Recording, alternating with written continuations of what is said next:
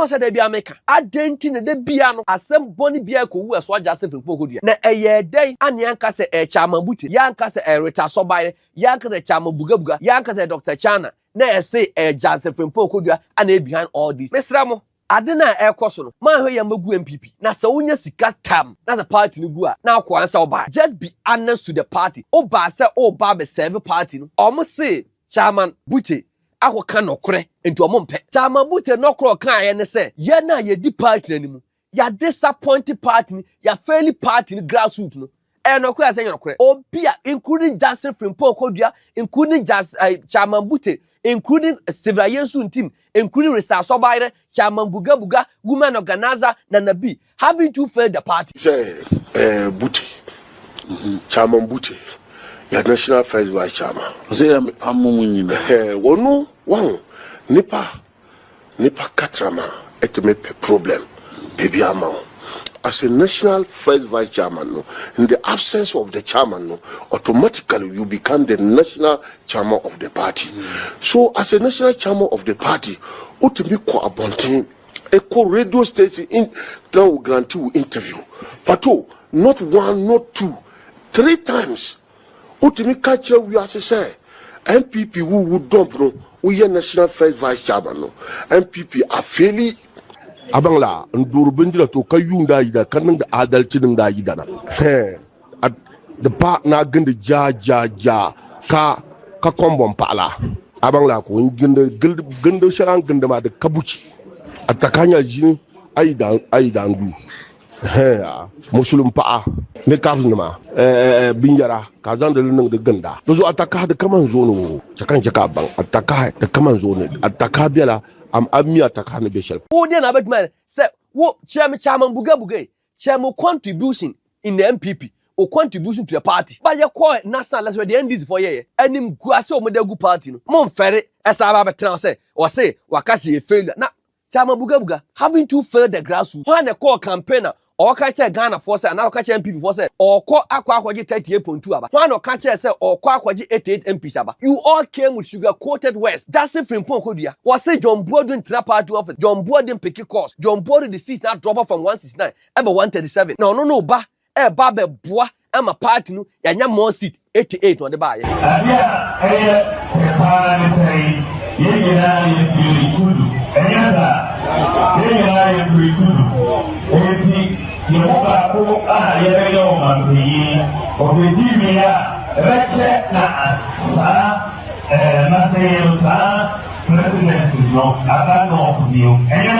Nipa suro nipa ne jasaman on Bawumia opese wo bo NPP opese wo say NPP because na numa asem ane ye bo e de akere no na me busa se wo se manfo numa asem ne ye bo de kire party for Ghana for to abeti NPP sa voice wo se mukoyi Bawumia na se NDs for e bo kire Ghana for ahwe 38.2 ne yenya ye benya ebia 19 or 10%. Nyame boa on the 17th of this month of June here, a Thursday, NPP National Council for Ebeko Asetena. Na Aseta on the Lisa Hotel. And near be proud to the National Council, no? And near be a Fimumba. Unim say Chairman Butea. He see one of the first vice here. Chairman team who to do what take you over, no? And nipa bi ye ku e de tia no. Omo reason ne say papa we empene ema Dr. Bawumia bidding and go through. Alisa hotel night meeting e be cost no. Omo kwa akosiki room bi e wo ho. Room no omo de beye den. Na e podo omo abo no. Obi akwa akwotena radio so akasa. Eye hwanya na nsem no aka na saa nipa no otesei. Ensem we ana me be tombo ase. Atase ne se besepa eni konya hahan ye tase ne banimnifo emanfo bi fi se NPP entoma gufin anas na suma asem ane ye kana bontene na sabi enipa bonefo bi te amanyuko no mu wo hwe ye call 2024 abato no sunsuanso e ba ye na it got to a point here na babedu se NPP timi record 0 e polling station ababedu se yetimi to aba e be kenka wie na NPP any seat e 4 regions atima ba bedu say traditional seat eye NPP seat ye gi the free ensem na anano de eye no ka de to ye no anka na ye nye ba nipa bi omodo ma bo muti mu po say nipa de ye de ne call ya Ghana for to aba no bibriti aye no ono na be san nako efise nipa no akwa kwotena ban mu agi for kwati kwan anya sika to ono sika no ode nsa boma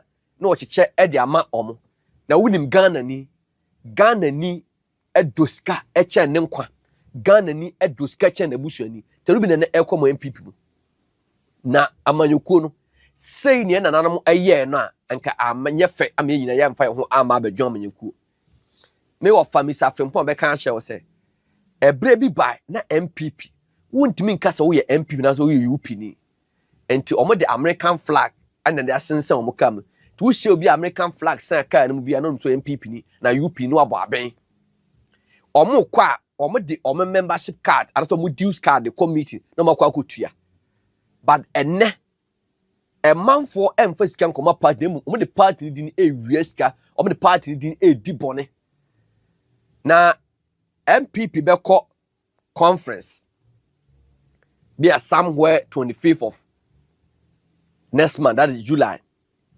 Now before no and same me asisi anana me ba be kan kire wo say chairman ayensu in team wontiapo yade a oyare eye dementia ema ya ba be kire mu amane akwa say wafa fon e dia friend first vice chairperson chairman bute say won take over na enkofo bi enya enkofo Bawumia team no omo so omo ya chairman bute a onye somebody a ometima control no onye somebody they can convince him a obeye omo bidding omo di sika atata papa so won fi omo ti de ebe ne say what can we do about chairman bute e de betima eni anano no chairman bute wo kan say NPP executives no ya modern entinede obi a resign enti yemfa eno mfa nkobo ne kwadu na ni a yenkofa ida say reta so bayre ananse chairman buga eme chairman na sankofo betena as chairman dia ye betimi e de niema no ma boni poboni abono ye betimi dia awuram na abusunafo e pono mo boye no mikura pono na before say sa asem no e ba be baso no da bia Jackson Frimpong Koduah me kana asema e man free say bia metano ba mentano mentano but ebeye better say Jackson Frimpong Koduah party ni ebe wa abamu na oye messenger e chen say party ni e wo opposition na o general secretary ena ya say enkofo bi emfa fake petition emfa mna say empecha amabuti Jackson Frimpong Koduah say unimo udi bata ho because almost saying Jackson Frimpong Koduah say wono no he want to control the party and obetima control party na ene chairman ayesu team eni ho no one e control party general secretary ne kon dada ne kon na tida ne kon an onam anti chairman bute ba he cannot control chairman bute omo better omo san petition no information omo de aba abonten omo say Jackson Frimpong Koduah say omfa petition nimra say no kure nya no kure and omo masem that's information na me to omo de aba and my try say marriage Jackson Frimpong Koduah me nya no my try say marriage me nya no na die wo mu ne say omo de sa petition ni ba pe na che say chama bute no omo na si nchen na bia reta so bayre me ba ka reta so bayre de na reta so bayre na say chama buga na kodo na ba betena mu na omo plan B enso ho na ma wo say Jackson Frimpong Koduah ada say from the camp ana say enya the camp omo say e de krata bi e de ababonte ne o say e de atozo was saying disregard the rumor that Jackson Frimpong Koduah is behind a group of unknown faces to trigger a petition against the removal of the first vice chairperson, Sumedankwa. What said Jackson Frimpong Koduah has not received any of such petition and he isn't behind any group of person as being alleged. And also they be America. Identity de biano asem boni bia ko wu eso Jackson Frimpong Koduah. We de omo e de menka say disclaimer e de ababontere na eye dey ane anka say e chairman bute yanka se Rita Sobaire, yanka the Chama Bugabuga, yanka the Dr. Chana, na say Jansen from Koduah, and behind all these things. Yeah. There are young guys in the New Patriotic Party who don't have the party interest at heart, but they are on money-making spree. They are on money-making spree. Mr. Ramo, Adena Air Kosono, man who yamagu NPP. Na sa unya sika tam. Na the party no gua. Na kwa ansa obai. Any man for man yesi the won't mean osikano. Just be honest to the party. Oba say oba be serve party no. Na serve play diasa. Almost say Chairman Bute ako kan okre into omompe. Chairman Bute no kro kan ye ne say. Ye na ye di party animu. Ya disappointed party, ya fairly party in grassroots no. And no cry say no cry. Obia including Justin from Koduah, including just Chairman Bute, including Steve Ayensu team, including Resta Sobaire, Chairman Buga, woman organizer, Nanabi. Haven't you failed the party? Moko party for there's a party for say. To Abama na mayor organizer, make me organize the party ni ye. To ama mayor chairman, make me a manage party ni ye. Me generous and make me manage party ni ye. Na me fan kwaji kunimdie ema mu 2024. Na mu 2024 mo de dey buy. Anti Chairman Bute say mo failure. Enye no kore. Atie this make us a baseless argument say yen petition against say yen yini edi because all kind of kore. Are MP mu yen kind of kore. MP mu yen kind of kore na sa podo mo boy no. Enam say Chairman buga de sabi onye papa pa ndi no. Onu no aba abonten aba he da Kevin Taylor kan say mi ho. Na me nua ma sirimfo ma mo nya ma adwene se mo de boni bia kowu a mo de be so am he ye ko chi akronfo a obe edin ye nanamu no baba salam hwan mo because a pod am boy no won na aba radio so aba be kan asem na me pese mo ntie ne audio we mra say Bute Chairman Bute ya national first vice chairman say amumu nyina wonu wan nipa katrama it may be problem baby amount as a national first vice chairman no, in the absence of the chairman no, automatically you become the national chairman of the party. So as a national chairman of the party utimi ko abonten a radio station in now grant you interview but not one not two 3 times utimi catch we as say NPP who would dump no we are national first vice chairman no NPP are failing from polling station electoral area coordinators regional executive national executive yenyina ya failing yam pam yenyina fi ho wo ayaw fere say wa be two party ye was seat 137 na ye ya di seat number 88 wo dia wa di party ni hemo anka wo resign kura anka panyini bi kura na frɛ wa nyesa anka wo resign so wo say ye bullshit na ade anchi wo na chairman no eyare na ebi na suggestion say ebi chairman ntimi mbambe ye den mbambe che we meeting no Kweku na onu twere odukura ombo obi amani o no ko twere letter say ofre biti the office of the acting national chairman onu bujo o see the office of the acting national chairman friend national executive meeting na me say akwawe na as a first vice chairman no who executive who see omu ya failure no so you now want to lead the failure executives you see how double standard people are. So they decided say no.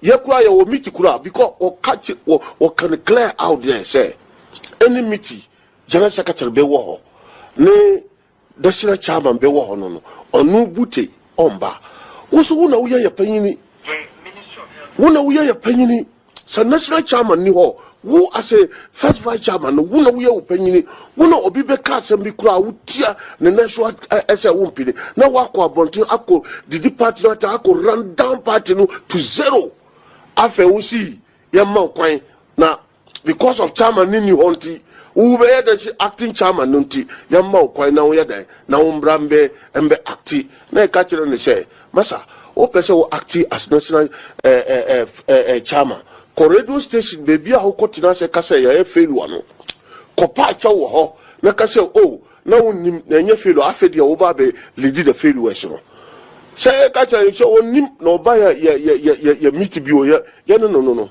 hey because ana okwa akotina say chairman Buti eba mu meeting na omo no enko yema ode na abetuma ye wo ade na abetuma ye wo wakotena radio so ene MP platform so adidi Asante for matem utumi ba Kumase na oba be ka say chairman Buti akwa nokre se oba meeting na enko yema ade na abetuma ye hwe wo de na abetuma ye se wo chairman buga chairman contribution in the NPP or contribution to the party chairman anya NPP na sabi akwa di benkuma na nka wo qualify so be even the third vice chairman of the NPP say ana chairman Buti ba ye no enko yema de na abaye chairman buga de na abaye sa chairman we ana o kan say the former master CEO ba no wonam jaja sa Santini ba wonam banchire Santini ba wonam basa Santini ba o kan sa asem party ko say ke apam wa free mu na sabi predator Joseph Frimpong Koduah ama me ka say President Akufo Addo appointing the lose elections no. Can we go into the 2028 election without mentioning President Akufo Addo's legacy? But Obabe blame on say President Akufo Addo appointees and the lose President Akufo Addo and the rest of the lose. Only general say the apam no free ho.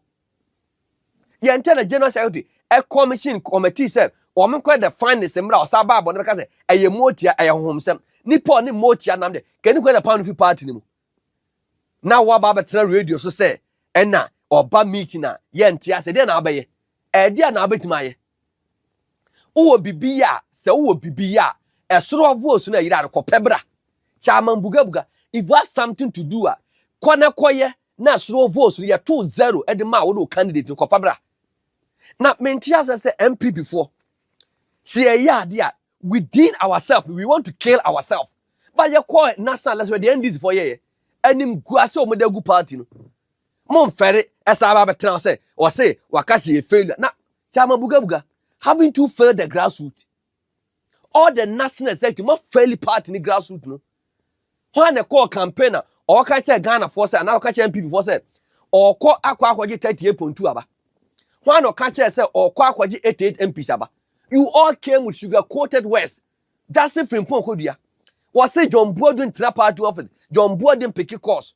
John Borden the seat now drop from 169 ebe 137 no ba be boa ama party no yanya more seat 88 on the buy Dr. Chana said party ni sika sem atete apansam one ba be boa ama party no atima giana sika sem giana na so ene MPP coalition ne nam sere sika Dr. Chana so dey also be kan no Chairman Buti so say one ba be boa the national chairman o matima manage party ye and no the party na co-opposition na ono aye bold ababonta ba be ka say party no leadership afeli partner mo se waka de enkan na sabi predator esremuni ni kramuni e won kan okore chairman buga me hu bi da on kan okore o sori a kramuni a ode ne mo mabofom enso on kan okore chairman buga na sabi ensem hu na ko NPP mu bia won na bedie sori a kobo TV3 Marco for atwene no watima ba betena bontene aka se oba bi nam jaja oba bi nam banchire se asantini ba na wokwa se MPP ye suspended from the party because party ni base no e ya Asante region party ni base e ya Asante region you can't win an election without the input of Asante region of 47 constituencies of which majority of the population e ya Asante for na wa ba be do o matem say oba bi nam basa asantini ba wo the moral right say obi akasa party leadership a fairly party ntino yen step down and no ntino mo koye petition e de atia no na nyame bo Thursday Alisa Hotel me say anyira be pai ba me kan say mi akira mo he honorable Ken di Kwabena Agyapong me papa no Dr. Duchum Brana Champon any other person be or interested or be contest mo mama ni enko this national council no samo tena ho eye hwe ha na so mo demonsa fa machi ma mo metena manim nzu because mu kura numbers honorable 10 Bana Champon Aduchum for na minimu mon come home mom na mon fight Bawumia na nipa bonefo na mo de aba party mu okobo party say sa pese wo chinchim delegates nsa wo pese mo ye lot of reform bo ne ma wura ase ade ano no che na busanfo e po bi o mebo bia no me na mate en enya mo ma se po bi a mo bi na mate hwe me be revelation bia de ato na wo be shocked me say me be revelation bia to na wo be shocked na mo free say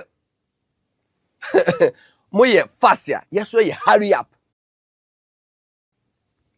na the omni say ma ka je ye mfa ani han kwa application ma fie ukọ no wada no de na ni na tete okwa no eso chen wo de na wa han no na epo amabo no ma hunu nyina me ba ba kire made na abusuafo the omni say omo say omo wo plan A and plan B.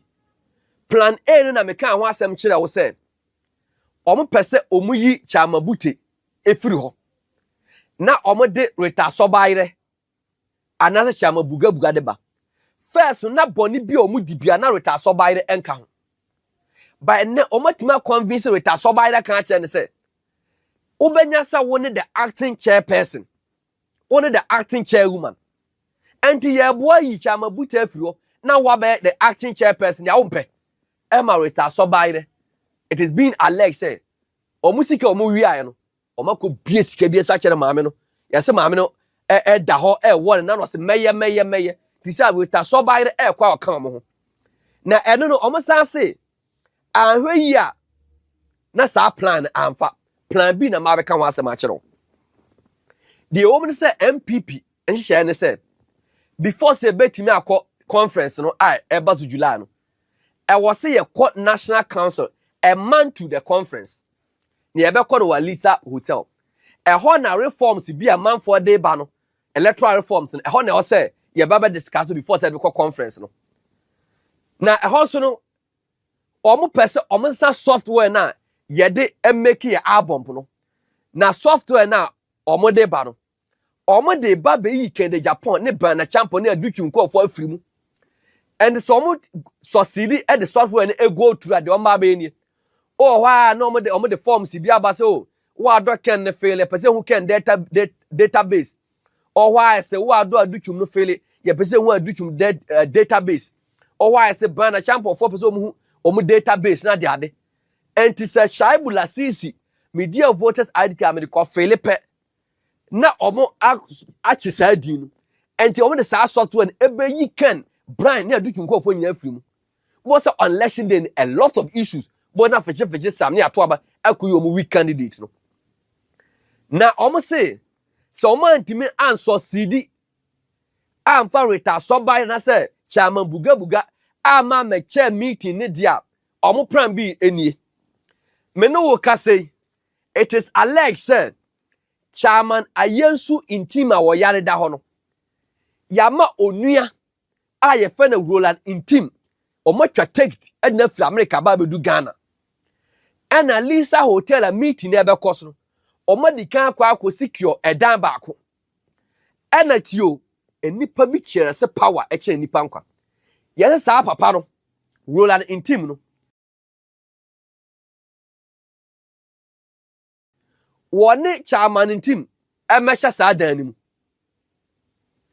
ade abachi a yebema doctor fo abegina no so awo ne mpa ne se obetime active kakra na sa omo plan A na mfa da plan B ni se ende mo se chairman ba otiase ye kurakura no mu se ya na de chairman ba betena akonya no so ne remote chairman tu bo se yesere reforms we ne pele fa chairman na chairman e de aba na botu kwanya magiatum yese na chairman de aba bo so kwanya magiatum software ya change no afeso album no ya be ni say yen koto aba no from esoro yen koto presidential ansa ya baba to national ansa ya baba to regional sa baba to constituency ya baba to electoral area ansa ya be delegates hey akwa bi na mo say wona he doesn't support sa ne ba oboa wona hye akire wo se mu na mo me kwa me metimi kwa to ati about you have the numbers ano mo ya sa de no sa pom abon no enti me no ka say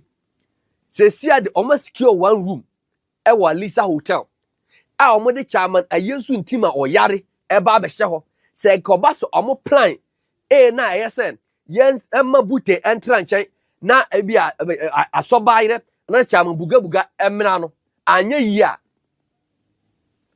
na yaso ntim dese na ba betena ho na ye dia ba be ye de ompe na mebusa NPP as a political party say sa epoboni we sa adwemboni we sie nim bo within our internal contest ya adenti ne mfa nko NDC force he wo hwe the elections na ye call 2024 na the NDC no mo ya ahead of the NPP he ya fidie bi esumye antime anyi kutre but the MDC for fidie bi omusumye etimi yi more votes edemaye na me busa se he edie na besi ema Ghana for omakoto abama Bawumia bi I want MPP phone to convince me say edie na besi ema Ghana for ebeto aba ama Bawumia.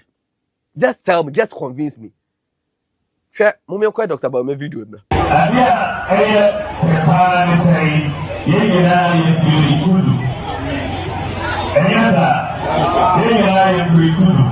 Enti yemoba ko yebe yo mampi obedimia reche na asa masero sa presidency no abano of you enyaza kakra also ba already 4 years now ago yamia domeba 8 years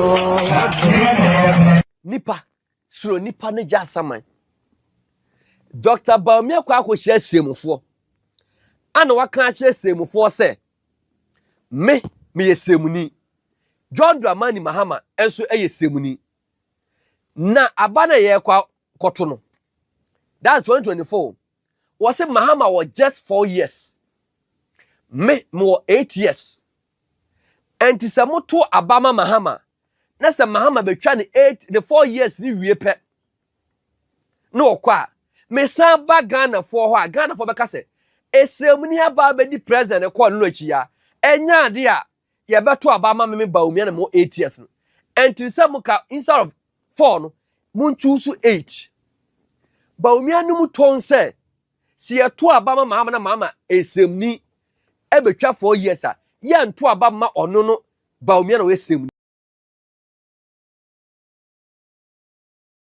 enti enne what has changed? Some who politicians,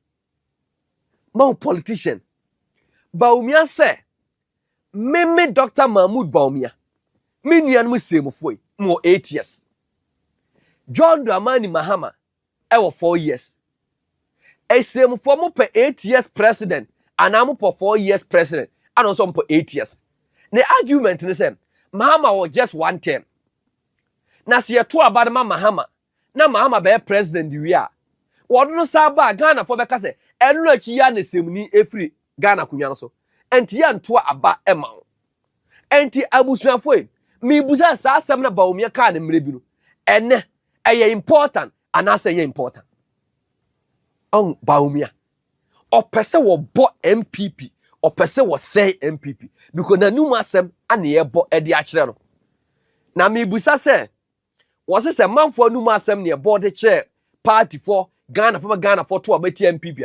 Sa voice was a mukoyi Bawumia. Na se NDC for a botcher Ghana for. I hear 38.2 yenya. Ye benya ebia 19 or 10%. Me say sa voice we anano na ehu hia enenso no ehu hia. Dr. Bawumia numaton. Tanu masem from Dr. Bawumia num, yet from the horse's own mouth. Was it Mahama yesemuni? Or no Bawumia yesemuni? Say a Ghana for the same for and choose 8. No, I'm choose 4. After the 4-year term, no Mahama no. Enya dia omdema no na. Man mecha 8. And a Ghana for same for the same. Upon one analysis no, ye be choose Mahama over Bawumia. And say you choose Mahama over Bawumia that 2028. Northern go, Northern come. Ghanaians will not eat that food. Abushia for Solid TV. yen time will be, yen no be. All those say the platform no a project Kennedy Agyapong. But no clear why Mumia can NPP sian. Ya makwan ma motia komfo omo kom nsuo omo kom abotan aba bewura party ma omo yi nkonya che too much. And ya makwan ma sikadifo aba bewura party. Some guys are on money making spree. A man for the party ye business.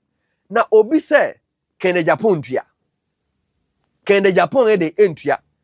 Kennedy Agyapong madike o businessman no. De okọ wi asika oban mu no na say be osan sika tugu. Kennedy Agyapong a businessman. Na mesra mo. Mamu me anya, mama ne nya ansa. Ana no ye tu mufo. Ana mo antie, ana yakwaje animgu asese. This time yem pese bohu saade no. Mesra mo. Me mentan obia ba no kre de e no kre. Ene mentra. E also de bia meka. Adenti ne de bia no asem boni bia ko wu eso aja asem Koduah na eye dey ane anka se chamabute ya anka se reta sobaire ya anka se chamabugabuga ya anka se Dr. Chana na ese Jansen Koduah ana behind all this mesra mo ade na ekoso no ma hwe ya magu NPP na se wonya sika tam na the party no gu a na akwa ansa oba just be honest to the party oba se oba be serve party no omo se chairman bute akoka nokore enti omompe chamabute nokoro kan ye ne se ye na ye di party animu ya disappointed party ya fairly party grassroots no nokore ase nokore obia including Jansen Koduah including chamabute including Steve Yesu team including Resta Sobaire Chamambuga women organizer na nabi having to fail the party say bute chamabute ya national first vice chairman. Say wonu wan nipa katrama etme problem baby amount. As a national first vice chairman, no, in the absence of the chairman, no, automatically you become the national chairman of the party. So as a national chairman of the party, utimi ko abontin eco radio station in will grant you interview. But not one, not two, 3 times. Utimi catcher we are to say NPP who would dump no we are national first vice chairman no NPP are fairly abangla ndur bindira to kayunda ida kanin da adalci din da ida na the part na ganda ja ka kombon pala abangla ko ganda sharan ganda ma da kabuci atakanya jini aidan du musulun pa'a ne kafin ma binjara ka zan da lunin da ganda to zo ataka da kaman zo no cakan jaka ban ataka da kaman zo ne ataka biala am ammi ataka ne beshal wo de na betman say wo chairman buga chairman contribution in the NPP or contribution to the party but you call national let's the NDs for ye anim guase o modegu party no mon fere esa ba betra say o say wakasi e failure na chairman buga having to fail the grassroots when a call campaigner or catch a Ghana force and now catch NPP force or call Aquaji 38.2 aba. One or catch say or Aquaji 88 MPs aba. You all came with sugar coated West. That's it from Koduah. Was say John Borden trap party office. John Borden pick a course. John Borden the seat now drop off from 169 ever 137. No ba be boa am a party no ya more seat 88 on the bar.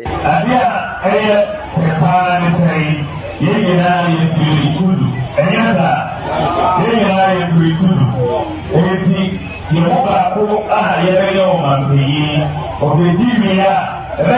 na asara presidency no nipa suro nipa ne jasaman on Bawumia opese wo bo NPP opese wo say NPP because na numa asem ane ye bo e de akere no na me busa se wo se manfo numa asem ne bo de kire party for Ghana for to abeti NPP. Sa voice wo se mukoyi Bawumia na se NDs for ebo kire Ghana for ahwe 38.2 ne yenya ye benya ebia 19 or 10%. Thanks for watching. Like and share the video. You can also drop your comment. Please don't forget to subscribe. Click on the bell to turn on the notification.